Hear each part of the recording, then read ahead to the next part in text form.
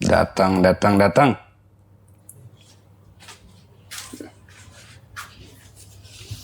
Siapa nih? Angga, Bah. Angga. Oke. Kembali di Kolor. Konsultasi horor. Bersama saya, Mbah Arya. Ini ada Mas Angga. Iya. Mas Angga, silakan. Mau konsultasi horor atau menceritakan sesuatu yang menyeramkan untuk disaksikan atau didengarkan oleh semua orang? Silakan. Menceritakan pengalaman saya sama ponakan saya nih, Mbak. Ponakan nih? Ponakan. Bintang namanya. Namanya Bintang. Namanya Bintang. Jadi gimana tuh? Kejadiannya itu di tahun 2022 kemarin tuh. Lebih tepatnya habis lebaran. Kan saya kebetulan asli Pemalang kan. Asli Pemalang. Pemalang ada acara nih kan. Ada acara di rumah nenek pas itu. Terus ponakan saya si Bintang ini nanya ke saya. Mas, mau balik kapan ke Bogor gitu? Saya jawab, ya ntar aja lah kalau emang udah bosen di sini juga balik. Saya ikut ya Mas ke Bogor. Ponakan pengen ikut ke Iya. Bogor. Oke. Mau ngapain ikut ke Bogor? Ya pengen jalan-jalan aja ke puncak. Di sana katanya bagus gitu, saya lihat di IG, di TikTok tuh bagus katanya, pengen ke sana lah gitu. Lah kamu emang punya duit? Saya gituin tuh, Mbak. Kakak sambil ketawa, ya belum ada. Enggak ada, aku pengen ikut. Ntar aja kalau ada gitu. Singkat cerita, saya udah kelar tuh urusan di Pemalang kan, di Jawa. Saya balik ke Bogor. Top, ditahan dulu Mas Angga ceritanya. Untuk kalian semuanya penikmat horor, Kolor akan menceritakan yang tadi kejadian Mas Angga bersama keponakannya. Sebelum itu, subscribe dulu channel kita, follow juga IG kita. Ada di bawah ini nih. Kita dengarkan lanjutan ceritanya.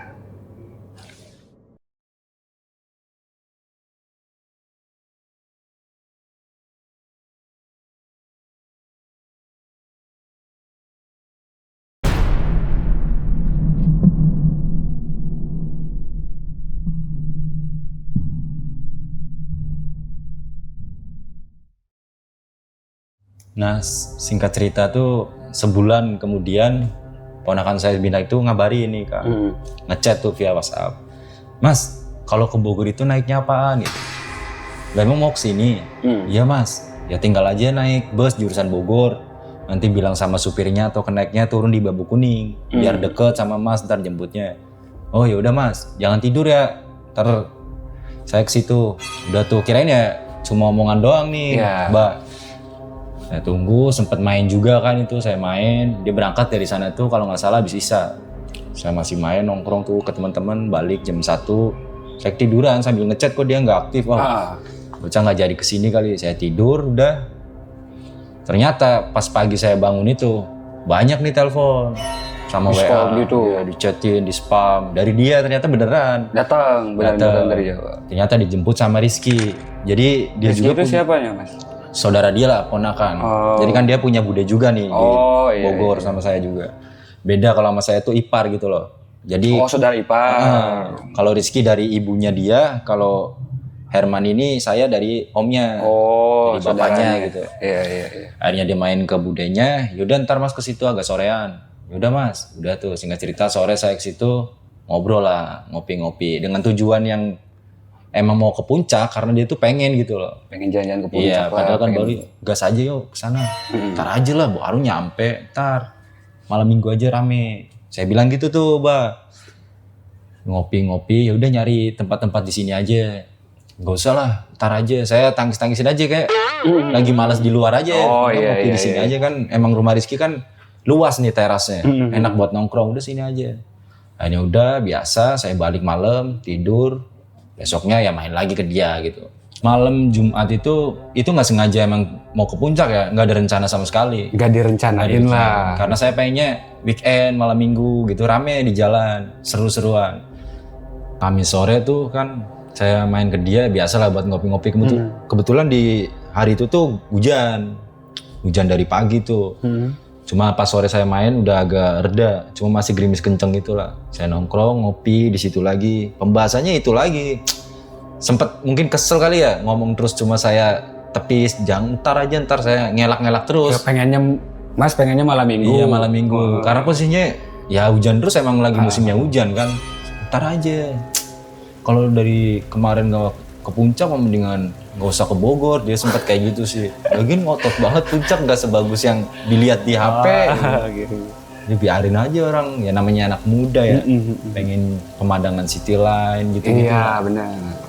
Ntar aja malam minggu gampang. Kata Mas malam minggu jalurnya ditutup ini. Terus macet-macet kayaknya kalau malam minggu. Sekarang aja. Sekarang gila, hujan kayak gini di sini aja dingin. Saya bilang gitu. Apalagi di sono. Apalagi di sana kan. Jadi pas ngobrol-ngobrol masih hujan itu, saya sempat ada kepikiran nih Kang.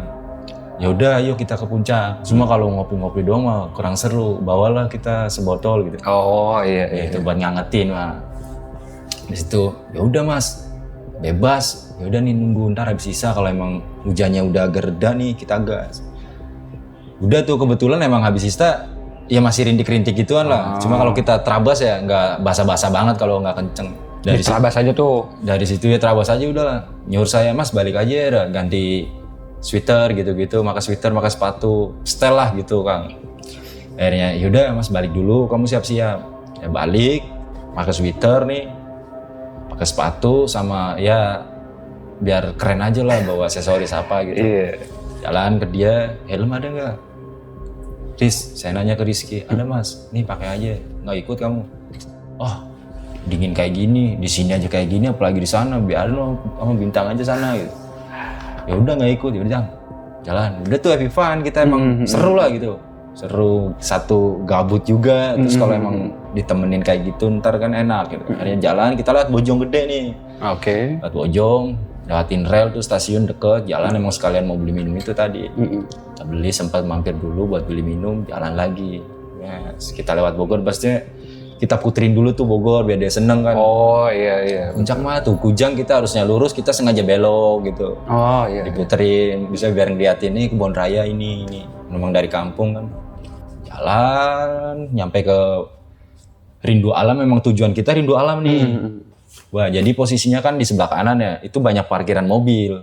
Di situ, aduh, pengen ke situ tapi rame nih. Jadi nggak enak gitu loh, kurang vibe-nya. Kayaknya berdua aja, terus kita bisa ngeliat pemandangan sambil ya itu tadi nikmatin yang kita beli kan. Ah iya. Udah jangan di sini, kita turun lagi, turun aja. Di mana Mas? Lagian kalau di situ mah nggak enak tuh, banyak mobil. Kita bawa minuman takut baunya kemana-mana, nggak enak sama orang situ gitu. Ada turun, kita nyari spot yang kayak warung-warung kopi tapi tutup.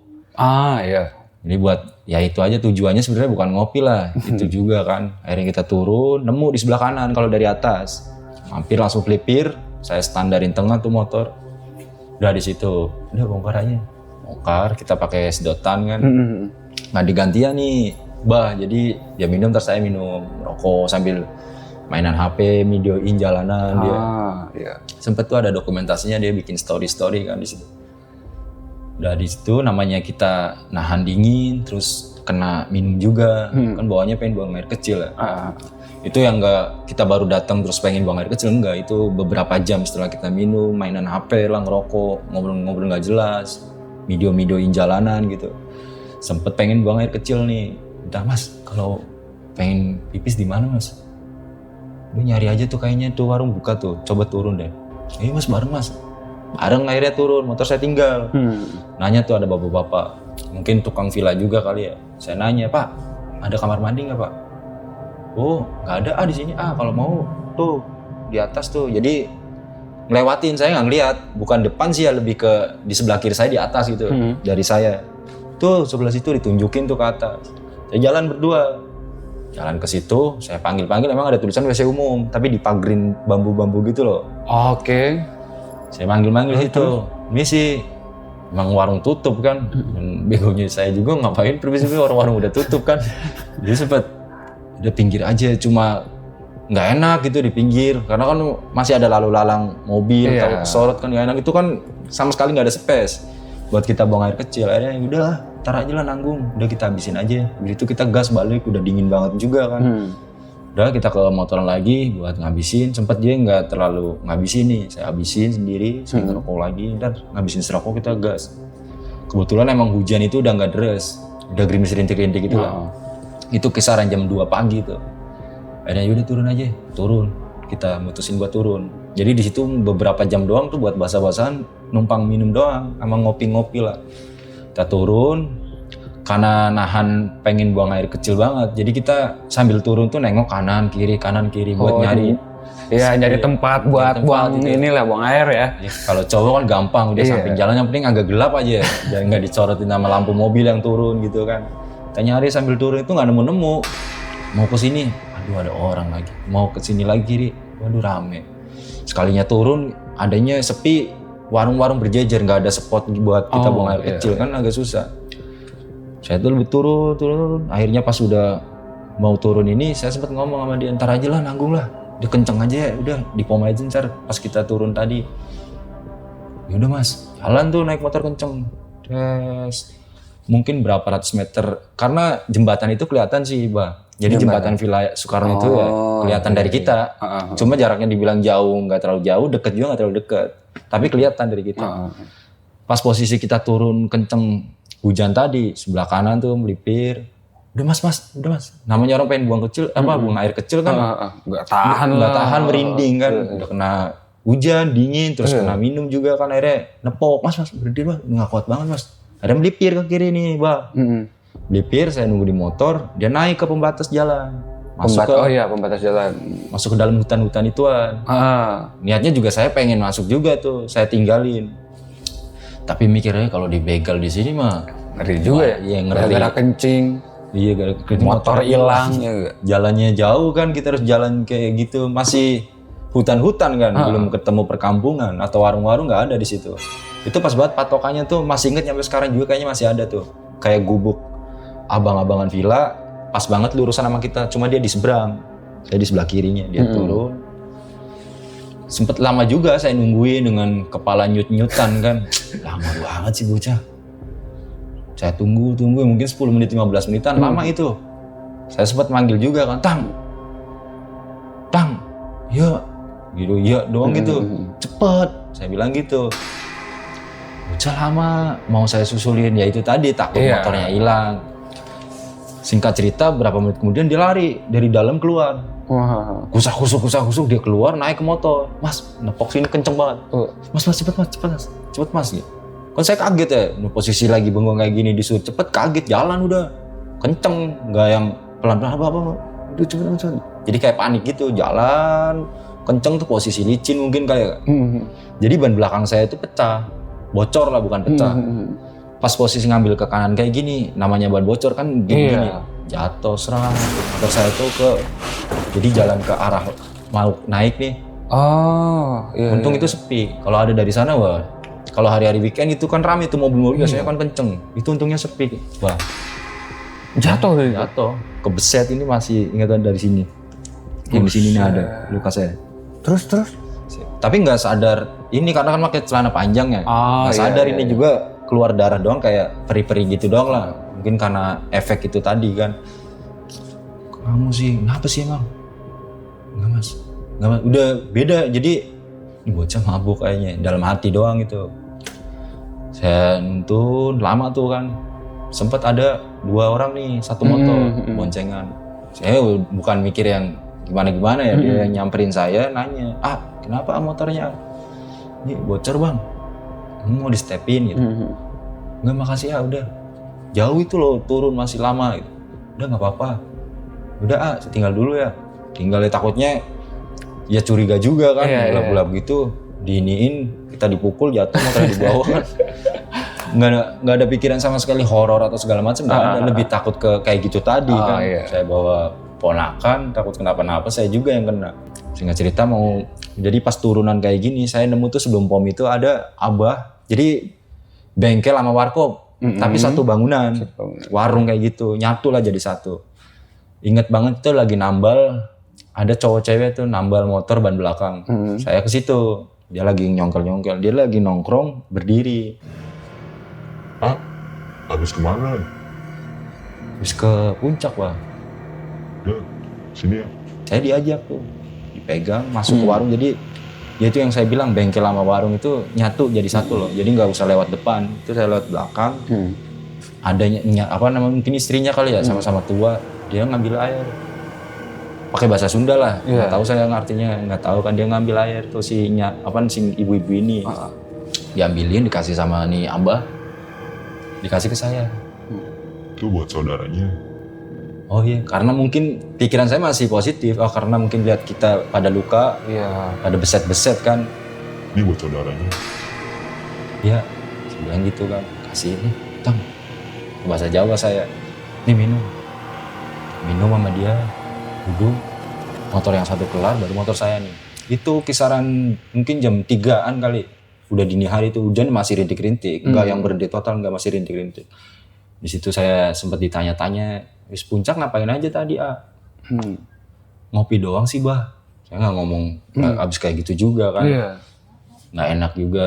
Wis ngopi doang, oh kayak gitu doang, Bah.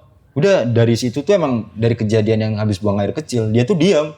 Jawabannya kalau perlu doang, ya Mas, sampai Pokoknya beda lah. beda banget. Kayak dibilang orang ketakutan, ya ketakutan mungkin ya. Tapi saya masih positif aja di situ. Kalau dia tuh, ya mungkin efek itu. Jalan, jangan ceritanya sampai rumah budenya nih. Kayak sempat di jalan saya tanya, mau tidur di Mas apa ke Bude? Bude aja lah Mas. Nggak enak kan dari kemarin saya tidur di sana, masa mau di Mas. Oh ya udah. Emang kebetulan rumah budenya sama rumah saya tuh masih satu kayak apa ya, kelurahan gitu loh, beda kampung satu kelurahan. Saya anterin dia kan, rumahnya kan kayak komplek, jadi bener-bener pinggir jalan, depannya tuh rumah 2 lantai, depannya rumah 2 lantai ini kayak bangunan yang masih kosong gitu loh, kayak kebun. Mungkin kayak mungkin kalau rumah ya belum jadi rumah lah, itu ditanamin pohon singkong kan. Saya taruh di situ, saya balik. Mas balik dulu ya. Iya Mas. Balik, dia masuk, udah. Pikiran saya udahlah, itu nggak tahu dampaknya bakalan panjang gitu loh dari kejadian itu. Guys, ditahan dulu Mas. Dampak apa yang akan terjadi? Tetap di Kolor.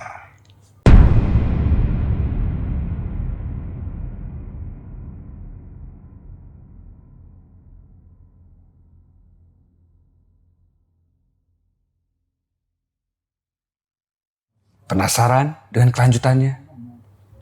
Mas Angga, silahkan. Bangun 12:30 lihat tuh banyak banget miss call dari Ajeng, Rizky, dari saudara dia nih, Dari saudaranya. anaknya budenya gitu, anaknya budenya dia. Nelpon, pas banget si Rizky ngechat tuh baru. Nelpon juga, saya angkat. Kenapa Riz? Mas, bisa kesini nggak? Tarah baru bangun tidur. Ini si Bintang kesurupan. Dia sambil ngekrek, maksudnya ngomong kesurupan itu sambil ketawa. Kesurupan apaan gitu? Ya saya ceritain kalau semalam dia gini sama saya gitu-gitulah. Mabuk lah, ngopi, ini. Nggak tahu dia udah dibalik nendangin lemari mulu gitu. Udah Mas bisa kesini nggak? Ya ntar lah nunggu. Mas juga baru bangun tidur. Iya baru bangun megang HP, suruh langsung jalan. Baru saya inin HP, saya taruh tuh HP ke belakang cuci muka, sempat lah ngerokok dulu. Baru saya jalan nih sambil nunggu orang turun dari jumatan kan dari masjid. Jam 1-an saya ke rumah budenya. Pas saya ke rumah budenya si Bintang ini, itu Rizky di depan di apa namanya kayak pilar rumah dia nih lagi nyender. Dari jauh udah ngakak, udah ketawa-ketawa gitu. Wah sambil kayak gitulah, ngapain aja sih? Tapi dengan mimik muka ketawa gitu loh. Kenapa emang Riz? Oh Bintang, masa dari subuh ngamuk-ngamuk, mabuk kali semalam kan? Sebelum gitu, enggak Mas subuh Mas lihat sana. Ajeng juga sempet tanya, terus ada beberapa warga tetangga dia mungkin ya tetangga budenya. Saya masuk belok ke kanan masuk kamar. Jadi kepala si Bintang ini lagi di paha dari budenya. Dan budenya tuh lagi baca ayat Al-Quran lah. Mungkin ayat kursi atau gimana ya. Lagi dibacain gini sama ada burung nganci. Di situ lagi diajak ngobrol lah. Lagi disembuh-sembuhin. Bahasanya tuh Sunda. Aneh gitu. Dia gak pernah ke Bogor, bahasa Sundanya lancar. Si Bintang ini? Iya, cuma kasar lah sambil blotot terus nunjuk-nunjuk. Ya kayak orang-orang marah gitu lah. Pas saya masuk, kan posisinya berarti ini pintunya nih. Dia di sini nih kasurnya, ini jendela. Di sini tuh lemari. Saya di belakang lemari. Jadi belakang saya tuh lemari. Saya ngeliatin, Dang. Dia melotot ke saya. pakai bahasa Sundanya mungkin kalau diartiin ya jangan macam-macam ini tempat saya. Tapi pakai bahasa Sunda saya lupa. Si entong macam-macam ke aing. Oh gitu nggak? Iya sama. Terus arek naon sih ya di dia kayak gitu-gitu. Kan saya nggak tahu ya. Oh iya. Mau ngapain kayak gitu kata. Pokoknya kasar lah kasar Sundanya. lah sambil melotot. Singkat cerita saya kan di depan nih ngobrol sama Ajeng juga sama Rizky, dijelasin sama Rizky nih, Bang. Tahu Bintang dari subuh itu balik sama Mas. Kan saya denger tuh ngebukain pintu juga. Pas saya mau tidur lagi, dia kan di sebelah jendela kan tidurnya. Satu kasur cuma dia lebih mepet gitu loh. Dia tidur di situ tiba-tiba tuh ngamuk terus nendang-nendang lemari. Jangan gitu. Pakai bahasa Jawa tapi ya. Dia dengan logatnya. Jangan. Dibangun sama Rizky dari situ. Udah nggak kenal saya, udah nggak sadar, teriak-teriak, ngamuk. Akhirnya budenya itu ibunya si Rizky, tuh nyamperin. Nah itu akhirnya manggil guru ngaji itu ternyata dari pagi. Nyampe saya itu habis Jumatan, itu masih di situ terus. Jadi gimana ya dibilang bohong tapi bener, tapi bener juga ngaco gitu. Pas kayak ada sosok gede juga terus kadang berubah-berubah gitu loh. Kadang mukulin keramik pas duduk kayak gini kata si Rizky. Buset tuh. Utang, Pegulat dia. iya ditinju-tinju kayak gini.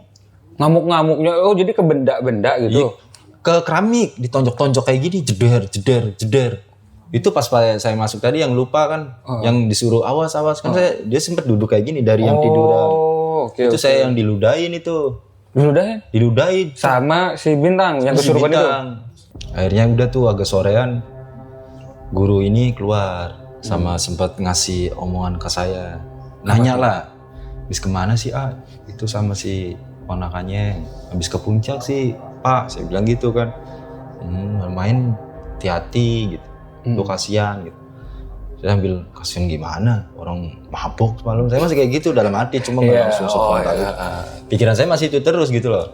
Setelah udah malamnya saya sore itu balik, udah tuh. Jadi malam Sabtu saya nggak main dari siang doang tuh nyampe sore kan. Malam Minggu emang rencana mau nanya ke dia. Dan alhamdulillahnya emang dia udah sadar. Kirain udah kelar nih urusannya. Saya main tuh habis Isya ke dia cerita semuanya. Si Bintang. Iya. Lah si Bintang. Apa? Dia bilang gitu. Kesurupan. Masa bisa kesurupan? Saya masih kayak gitu. Masa bisa kesurupan sih? Kalau mau kesurupan mah berdua kan. Masa dia doang gitu kan. Iya. Maksudnya biar percaya gitu loh. Mabuk aja lu. Enggak Mas, sumpah. Mas tahu nggak yang pas kita buang air kecil itu? Di mana? Oh yang sebelum jembatan itu. Iya Mas. Apa sih itu? Kenapa cepet-cepet ada begal emang? Atau ada apa gitu? Jadi kan posisi dia itu buang air kecil, dia kayak dibilang pohon pinus ya. Mungkin pohon pinus kali ya. Orang gelap doang kata dia, hitam gede itu satu tinggi. Dia buang air kecil di situ, nggak terlalu jauh. Jarak berapa meter doang, pas ngelewatin jembatan pembatas jalan itu dia masuk, itu nggak terlalu jauh, mungkin 3 meteran ke dalam. Dia buang air kecil di situ, ya namanya buang air kecil nahan lama kan. Iya. Lama juga dia. Itu Mas sempat manggil itu, denger Mas cuma masih kebelet, masih pengen terus itu. Karena dia buang air kecil di pohon itu, dia nengok kanan kiri. Kita nggak bakalan fokus ke depan doang, pasti kan kayak gini kan. Kata dia bilang gitu. Itu Mas pas saya mau kelar, yang tadinya pohon itu satu, tiba-tiba tuh 2 Mas. Lah, 2 gimana? Iya Mas, saya masuk itu 1 doang, saya di bawah itu pohon yang 1, tiba-tiba pas saya ke kiri itu ada lagi pohonnya. Pertama dia buang air kecil, ada kayak pohon pinus 1. Iya 1 doang, maksudnya ada beberapa, cuma yang di deket dia tuh 1 doang. Pohon sih itu kayak hutan aja ya, cuma berjarak-jarak, nggak yang deket banget kayak gini, enggak. Emang ada di sana kata dia gitu. Ada 2 kali kan, nggak inget. Enggak Mas, masih inget banget. Itu 1 doang. Makanya saya buang di situ. Air kecil posisi pas udah mau kelar, pas nengok ke kiri itu pohonnya itu ada 2. Di depan dia. Di depan dia, samping lah lebih kan, yang 1 ini kayak gini. Dia di samping kayak gini. Lah itu 2, dia agak curiga ngeliatin ke atas gitu. Itu tinggi banget. Jadi pas kayak gini, itu matanya merah, ngeliatin ke dia kayak gini. Itu kaki. Tapi dibilang berbulu itu gondoro atau enggak, kata dia nggak tahu, intinya itu hitam doang, itu tinggi banget. Jadi kata ponakannya itu, kata si Bintang, itu tuh kaki. Bukan pohon. Kaki, cuma dia nggak ngelihat secara spesifik telapakannya ya, enggak. Jadi modelnya mungkin dari sininya doang gitu loh. Itu ke atas. Karena pas dia lihat ke atas kayak gini, tuh mata merah kayak gini. Ngeliatin. Liatin si bintang itu di bawahnya itu tinggi banget. Sepohon pinus aja mungkin sama atau lebih tinggi itu, dia nggak ngomong secara detail kayak gitunya kan. Oh, ngencingin siluman berarti tuh. Ya, di situ baru kan posisinya dia lari nih. Dia lari, saya ngomong, "Mas, cepet-cepet Mas." Itu dia tuh nengok, ketawa ke saya gitu. Oh. Masa ketawa, gondoruo? Enggak tahu, bukan gondoruo, katanya gondoruo mah ada bulu-bulunya, itu nggak ada. Itu nggak ada bulunya, bener-bener kaki aja panjang gitu loh. Ya badannya nggak kelihatan kali, yang penting lihat dia pala sama kaki. Tingginya tinggi mungkin. Banget. Baru dari situ udah. Lah itu yang kamu pagi-pagi ngamuk-ngamuk di lemari gimana? Nah itu Mas, pas posisi namanya saya pusing juga, saya tidur. Si Rizky kan di sebelah sini, saya di sini nih deket jendela, jadi sambil megang jendela dari luar, ini di sini saya. Itu ada yang ngetuk, tek tek tek tek. Pikiran saya, Mas balik lagi buat nginep di sini. Pas saya buka itu nggak ada orang. Saya paksain tidur lagi, diketuk lagi. Pas saya buka, sosok yang saya lihat di hutan itu tadi. Yang di puncak? Iya, dia tuh di depan rumah 2 lantai yang di seberangnya dia. Jadi mungkin jaraknya 10 meter, 7 meter lah. Itu kan ada rumah 2 lantai kan, namanya komplek kan. Pas pinggir jalan, itu tinggi. Sama rumah 2 lantai, tinggian itu sosok, kata dia gitu. Diikutin berarti guys. Dari situ, udah tuh nggak sadar dipaksain tidur.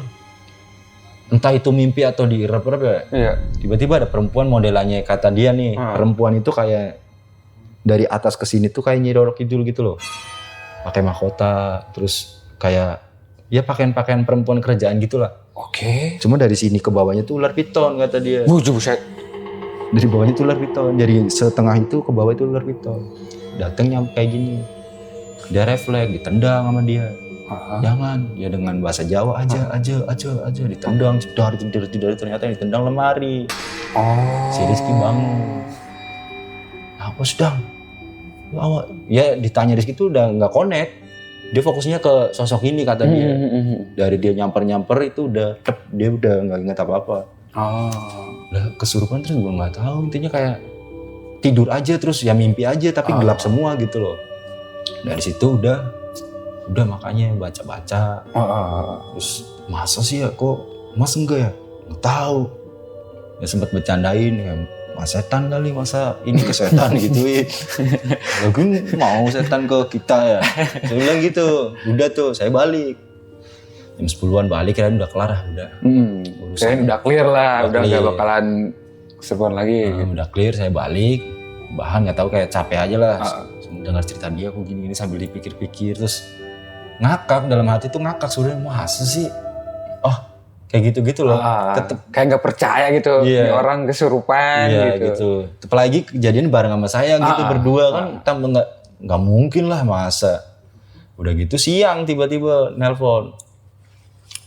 Mas, si Rizky nih, bisa kesini nggak Mas? Nelpon lagi dia, ngapain? Udah kesini, dipanggil ibu, panggil sama budenya si Bintang, si Rizky. Apalagi sih bocah. Balik saya ke rumah dia, ngobrol. Sempet dimarahin saya di situ. Mungkin kesel sama saya lah gitu. Ya saya cerita kan pas itu minum. Nelpon bapaknya nih, Om Herman, om saya. Namanya Om Herman. Itu bapaknya si Bintang. Itu dari keluarga saya kan. Kalau si Rizky kan berarti ibunya Ani namanya. Nelpon Om Herman, "Man, nih anaknya kesurupan ini. Coba mintain ke Kiai Basir. Tetangga kampung saya nih emang dari dulu dia bisa lah buat nyembuhin orang-orang kesurupan segala macam. Minta dipagerin."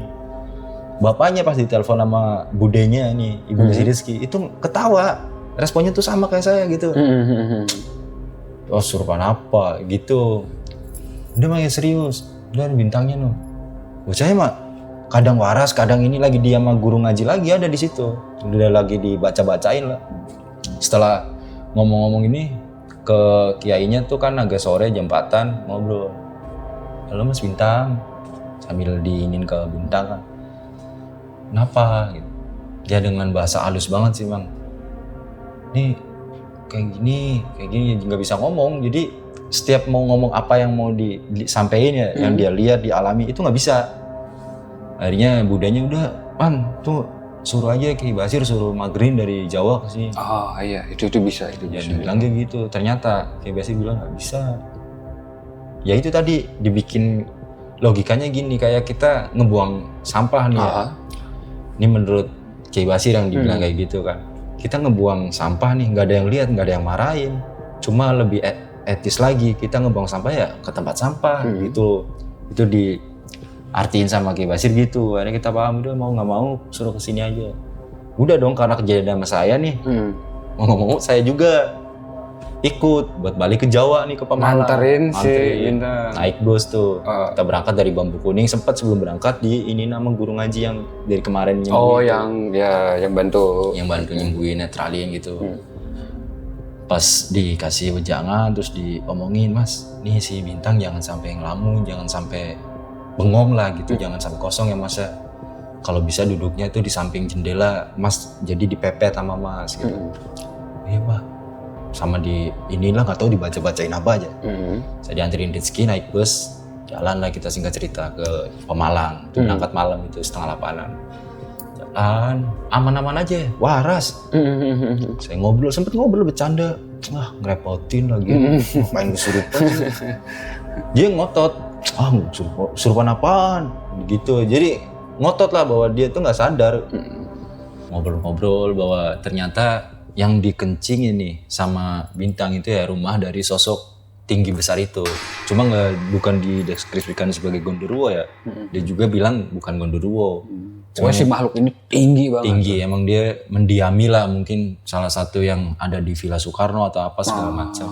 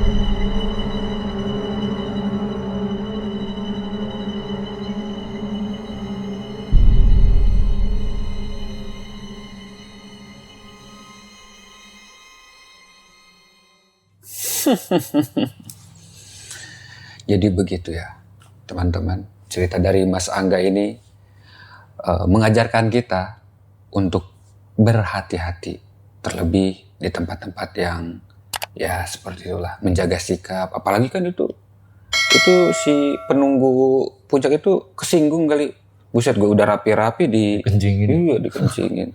Makanya itu untuk keponakannya Mas Angga, alhamdulillah sekarang ya udah clear guys. Cerita yang sangat menarik sekali. Dan tunggu kelanjutan cerita lainnya hanya di Kolor Konsultasi Horor.